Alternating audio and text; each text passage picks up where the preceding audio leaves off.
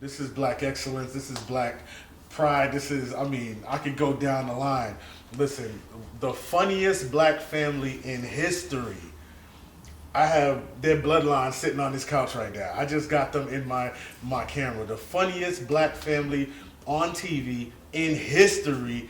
I got this. I'm putting mad pressure on her right now because she's supposed to jump out with a joke immediately. But I got Miss Summer Wayans in the building, part of the Wayans family. What up to Miss Summer Wayans? It's hard to get people to come in and talk about depression, but even to have a diagnosis of depression, you have to know what it is.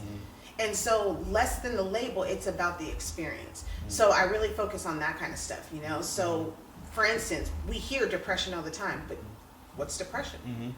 Most people don't know. I don't know, you're sad and stuff.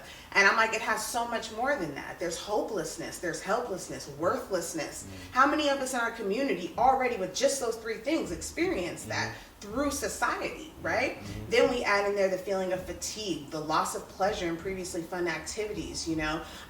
Then we can even add to that changes in appetite, increases, decreases, sleep disturbances, right? Now we get into suicidality. Now, right, so there's so many different levels that we can experience it, and not everyone experiences all the symptoms, and even if they do, we don't all experience them the same way.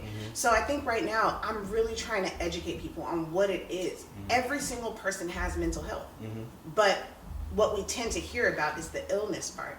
And if we kind of came away from the illness and focused on the health part, we would take better care of ourselves, and we wouldn't mind coming in and checking in with a doctor to make sure everything going all right, you know, developing that relationship so that if things start going awry, I know the safe place to go to work on myself. So what do you think is the biggest thing that stops people from coming to get help?